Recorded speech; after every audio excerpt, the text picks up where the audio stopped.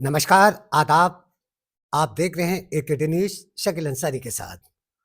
आज हम आपकी मुलाकात एक ऐसे चेहरे से करा रहे हैं, जो काफ़ी चर्चाओं में जनपद में है और ऐसा चेहरा है जिनका पूरा परिवार लगातार समाजवादी रहा है और समाज से जुड़े हुए मुद्दे हमेशा उठाता रहा है। इनके मामा जी देवेंद्र कुशवाहा जी, माननीय मुलायम सिंह यादव जी के साथ उन्होंने काम किया जब जनता दल थी। उसके बाद उनके गुज़र जाने के बाद में इनकी माताजी उनकी विरासत सँभाली और वो समाज सेवा में लगी रहीं। 2000 में उनको अमापुर विधानसभा से माननीय मुलायम सिंह यादव जी ने उन पर विश्वास किया और अमापुर विधानसभा से उनको उम्मीदवार बनाया, लेकिन वो चंद वोटों से वो इलेक्शन 2000 का हार गईं। मात्र जो है 250-300 वोटों से वो चुनाव हार गई थीं। अब जो है देवेंद्र कुशवाहा जी और रेशमा देवी शाक जी की विरासत को आगे बढ़ाने के लिए उनके बेटे विनय कुशवाहा जी इस वक़्त जो है चर्चाओं में और समाजवादी पार्टी के लिए रात-दिन मेहनत कर रहे हैं। समाजवादी पार्टी के जिला महासचिव भी हैं और लगातार जो है पार्टी के लिए गाँव-गाँव जाकर मेहनत कर रहे हैं। आइए हम उनसे बात करते हैं कि समाजवादी पार्टी में आखिर आपके मामा जी रहे, आपकी माताजी रहीं और आप भी समाजवादी पार्टी में हैं। क्या मन में है आपके समाजवादी पार्टी में ही आप क्यों हैं? तमाम नेता जो हैं दूसरी पार्टियाँ बदल लेते हैं, कभी इस महीने इस पार्टी में, 1 साल बाद दूसरी पार्टी में, इस तरीके से। आप समाजवादी पार्टी में ही क्यों हैं? सर्वप्रथम तो शकील भाई मैं आपका बहुत हार्दिक अभिनंदन करता हूं और स्वागत करता हूं अपने प्रतिष्ठान पे। सभी साथियों को नववर्ष की बहुत बहुत हार्दिक शुभकामनाएं। जैसा कि आपने कहा कि हम समाजवादी पार्टी में क्यों हैं, मेरे मामा जी स्वर्गीय देवेंद्र सिंह कुशवाहा जी वो माननीय नेताजी के साथ पढ़े भी थे और उनके साथ राजनीतिक उन्होंने जिम्मेदारी भी संभाली थी। इसके बाद मेरी माता जी सन 2000 में तो अमापुर विधानसभा से जो उपचुनाव हुआ था उससे चुनाव लड़ी थी। कुछ ही मतों से, मात्र 185 वोटों से वो चुनाव मत हार गई थी। हम समाजवादी पार्टी में, मेरा परिवार इसलिए है क्योंकि हमारी समाजवादी पार्टी की प्रति विचारधारा जो समाजवादी पार्टी की है वो बहुत अच्छी रही है और इस विचारधारा को ही हम माननीय नेताजी की विचारधारा को ही पसंद करते हैं, क्योंकि उनकी विचारधारा थी सबको लेकर साथ चलना। और उन्होंने शुरू से ही माननीय नेताजी ने और उनके विरासत को संभाल रहे हमारे हृदय सम्राट माननीय अखिलेश यादव जी हमेशा पीडीए के तहत काम कर रहे हैं और उन्हीं की विचारधारा को आगे करते के लिए हम उनकी पार्टी से जुड़े हुए हैं। अभी एक आ आदरणीय माननीय अखिलेश यादव जी ने एक जो है बयान जारी किया है अपना, जो भी कार्यकर्ता 2027 में ज़मीनी स्तर पर काम करेगा, होर्डिंग वालों से को टिकट नहीं दिया जाएगा, जो होर्डिंग लगा देते हैं और जो पार्टी के लिए गाँव-गाँव तक जो है काम करेगा, टिकट उसी को दिया जाएगा। आप भी जो है इस वक़्त जो है लगातार गाँव-गाँव जाकर जो है काम कर रहे हैं और जनता की तमाम समस्याओं को उठाते हैं। क्या आप 2027 में अमापुर विधानसभा से, जहाँ से आपकी माताजी चंद वोटों से जो है, जैसा कि आपने बताया 185 वोटों से हारी थीं, क्या आपकी दावेदारी अमापुर विधानसभा पर है?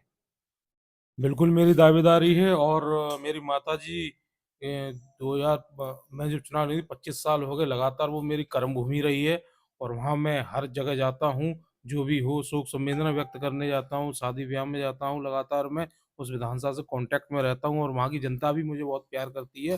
किसी कारणवश मुझे पिछली 2022 में टिकट नहीं मिल पाई, हमें इसका अफ़सोस नहीं, फिर भी हम समाजवादी पार्टी को चुनाव लड़ाते हैं। 2024 में भी लोकसभा का टिकट माँगा था, माननीय राष्ट्रीय अध्यक्ष जी ने कहा था किसी कारणवश नहीं लगा। हम लगातार समाजवादी पार्टी विचारधारा से चाहे कोई भी हो, उसको चुनाव लड़ाते हैं। इस बार मेरा हक बनता है और मैं दावेदारी पुरजोर से करूँगा और समाजवादी पार्टी अमापुर विधानसभा पे मेरा पूरा इस बार मजबूती से दावेदारी रहेगी और समाजवादी पार्टी अमापुर विधानसभा इस बार लगभग मैं 50,000 वोटों से जीतूँगा। तो देखिए, लेकिन जो है देखिए, ज़्यादातर देखा गया है पार्टियों में, टिकट जो है मेहनत करने वाले कार्यकर्ताओं को नहीं मिलता। धन और बल के बल पर जो है कुछ लोग टिकट लेकर आते हैं, कोई बाहरी भी होते हैं और जो बिल्कुल निष्क्रिय जो जनता से नहीं जुड़े होते हैं, लगभग जो है इलेक्शन से लगभग 2-4 महीने पहले आते हैं और अपने पैसे के और धन बल के बल पर जो है इलेक्शन में आ जाते हैं और उन्हीं को टिकट दे दिया जाता है। ज़मीनी स्तर के लोगों को टिकट नहीं दिया जाता है। क्या अखिलेश यादव जी ने जो कहा है, ज़मीनी स्तर के जो लोग काम कर रहे हैं, जनता के बीच में रहते हैं, पीडीए के लिए जो मेहनत कर रहे हैं, उन्हीं को टिकट दिया जाए। उस कैटेगरी में भी आप आ रहे हैं। क्या अब जो बाहरी लोग हैं, विधानसभाओं पर चल टिकट दे दिया जाता है, क्या कहना चाहेंगे इस पे? देखिए, आपने अभी 2024 में देखा था, माननीय राष्ट्रीय अध्यक्ष अखिलेश यादव जी ने पीडीए के तहत टिकट मांगी और देश में सबसे बड़ी पार्टी तीसरे नंबर की पार्टी बनी है। 37 सीटें समाजवादी पार्टी ने जीती थी और उसी के आधार पर मैं ये कहना चाहता हूँ कि समाजवादी पार्टी, अभी आप स्टेटमेंट देख रहे हैं माननीय हमारे प्रदेश अध्यक्ष जी का, वो लगातार कह रहे हैं जो पीडीए का वर्क करेंगे, गांव जाकर पीडीए के तहत लोगों को जोड़ेंगे, बूथ स्तर पर काम करेंगे, सेक्टर स्तर पर काम करेंगे, उनको ही मौका दिया जाएगा। और मैं मानता हूँ इस बार राष्ट्रीय अध्यक्ष जी इस फैसले से आगे बढ़ेंगे और 2027 में समाजवादी पार्टी की सरकार बनेगी। क्या-क्या मुद्दे होंगे आपके जब मैदान में आपकी पार्टी चुनाव में जाएगी? क्या मुद्दे हैं आपके इस वक़्त? क्या-क्या जनता के बीच में जैसे कि आप गाँव-गाँव घूम रहे हैं, क्या लोगों को आम जनता से क्या कहते हैं आप? आम जनता का सबसे बड़ा तो मुद्दा तो बेरोजगारी है। आप देख रहे हैं युवाओं को आज घर बैठे हुए हैं, ग्रेजुएशन कर लिया है और उनको नौकरी नहीं है। क्या ये सबसे बड़ा मुद्दा नहीं है? बेरोजगारी इतनी चरम सीमा पर है, लोग इतने परेशान हैं, लोग रोते हैं। क्या मांग रहे हैं? किसी की पोस्ट मांग रहे हैं क्या? कोई प्रधानमंत्री का पद या मुख्यमंत्री का पद या एमएलसी का पद कोई मांग रहे हैं? सिर्फ नौकरी तो मांग रहे हैं, वो भी नहीं मिल रही है। सबसे बड़ा मुद्दा तो बेरोजगारी है। सबसे बड़ा मुद्दा बेरोज़गारी बेरोजगारी है। है, किसानों के प्रति उन्हें डीएपी खाद और ये भी सारी व्यवस्था नहीं मिल रही है। तो मुद्दा तो काफ़ी है, मुद्दे को लेकर तो समाजवादी पार्टी हमेशा लड़ती रही है और धरना प्रदर्शन भी करती है।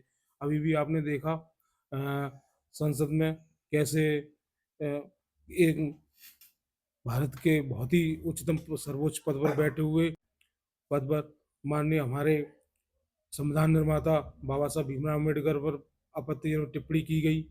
ये क्या की विचारधारा है? उसको लेकर समाजवादी पार्टी ने जिले जिले पे धरना प्रदर्शन किया था लगातार।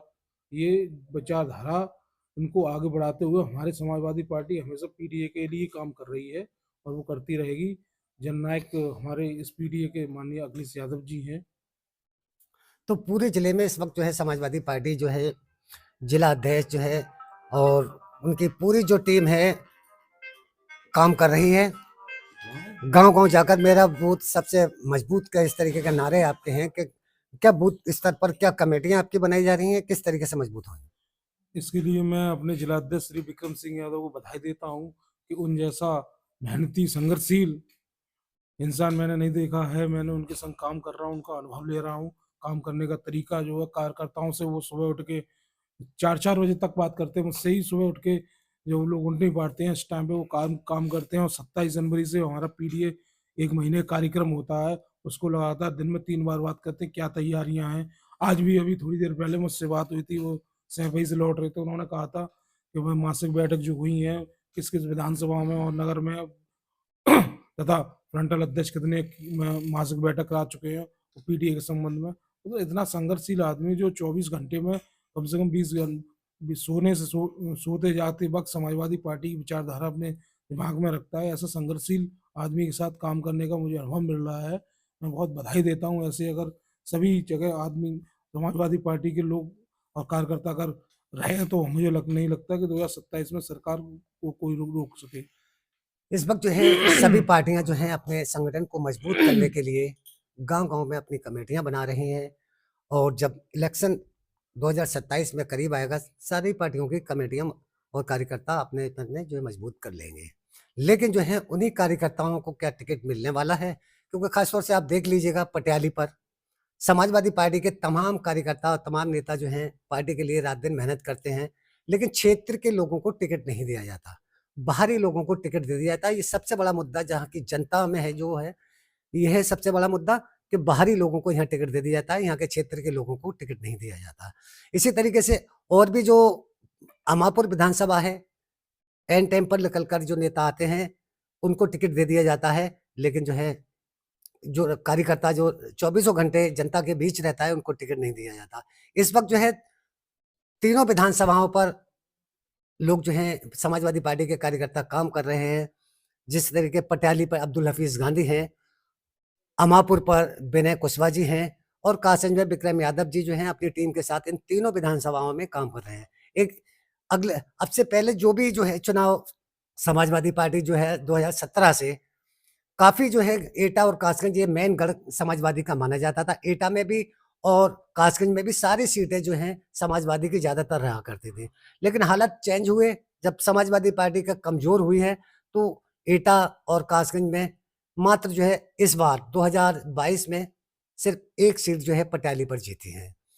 अब संगठन मजबूत कर रहे हैं कि देखना है कि संगठन मजबूत करने के बाद में क्या संगठन जो संगठन में काम कर रहे हैं कार्यकर्ता, उनको टिकट दिया जाता है या फिर बाहरी लोगों को यहाँ टिकट दे दिया जाता है। सब विनय भाई जो यहाँ कार्यकर्ता काम करता है, चाहे अमापुर विधानसभा हो, कासगंज हो या पटियाली हो, जो मेन कार्यकर्ता काम करता है उनको टिकट नहीं दिया जाता, बाहरी लोगों को दे दिया जाता है। क्या कहना है आपका देखिए, इसमें? टिकट का मैं तो एक राष्ट्रीय स्तर का फैसला रहता है। जनपद स्तर की बात करूँ तो आप देख रहे हैं हमारे जितने भी पुराने कार्यकर्ता रहे हैं, हमारे राष्ट्र हमारे नहीं, जो मैं आपकी पार्टी जिलाध्यक्ष। की बात नहीं कर रहा हूँ। देखिए बसपा ने भी यहाँ एटा से अजय यादव को यहाँ पटियाली पे लड़ाया और बीजेपी ने ममतेज साहब को यहाँ से लड़ाया और समाजवादी पार्टी ने सावर से यहाँ लड़ाया। इस तरीके से के बाहरी लोग जो है पटियाली पे कब्जा किए हुए हैं। जनता में जो आक्रोश इस बार देखने को मिल रहा है, कि हमने अपने चैनल के माध्यम से देखा है, जो जनता में आक्रोश नजर आ रहा है, जनता बस यही चाहती है कि इस क्षेत्र का ही समाजवादी पार्टी में प्रत्याशी होना चाहिए, उसी को हम जो है यहाँ इस बार जिताएँगे। तो मैंने कई गाँवों का यहाँ दौरा किया है, कई गाँवों में इस तरीके की है। तो अगर जो है फिर इस बार जो है बाहरी के लोगों को टिकट दे दिया गया, तो पटियाला की जनता क्या सपोर्ट कर सकती है?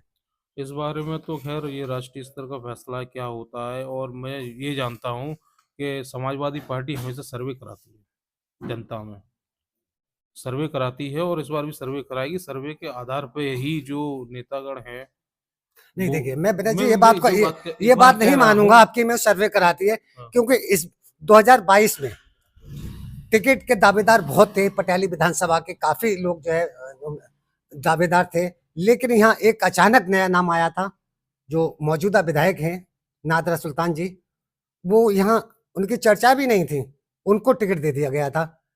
अचानक जो है टिकट दिया गया था। देखिए, इस संबंध में ये राष्ट्रीय स्तर का फैसला है। कभी कभी कोई ऐसा समीकरण हो जाता है कि वो फैसले बदलने पड़ते हैं। ऐसा कुछ नहीं है, वो वही काम कर रही है, क्षेत्र में जाती हैं लोगों के बीच में। और कई वैसे आपने नाम लिया, कई हमारे समाजवादी पार्टी के नेतागण हैं, काम कर रहे हैं। जैसे अब्दुल हफीज़ गांधी साहब हैं, वो भी क्षेत्र में जाते हैं। और भी हमारे कार्यकर्ता गण हैं, असाब हुसैन हैं, अभय यादव हैं, प्रांजल यादव हैं। तो देखिए इस और तरीके इस के तरीके तमाम हमारे कार्यकर्ता कार्यकर्ता जो समाजवादी जाते हैं, पार्टी के काम कर तमाम रहे लोग हैं। कार्यकर्ता काम कर रहे हैं। अब ये देखना है 2027 में पटियाली पर सबसे ज़्यादा मजबूत दावेदारी अब्दुल हफीज़ गांधी, जो जनता के बीच चौबीसों घंटे रहते हैं। अमापुर पर जो है विनय कुशवाहा, जो चौबीसों घंटे जनता के लिए मेहनत कर रहे हैं। अब देखना है कि ये आने वाला 27 में क्या इन कार्यकर्ताओं को टिकट मिलता है या फिर इनकी जगह पैराशूट से समाजवादी पार्टी दूसरे लोगों को टिकट देती है। क्योंकि बहुत से देखा गया है धन बल के बल पर जो है टिकट भी का वितरण किया जाता है। लेकिन यहाँ इस बार ये देखना है कि क्षेत्र के लोगों को टिकट मिल रहा है या बाहरी लोगों को। तो इसी तरह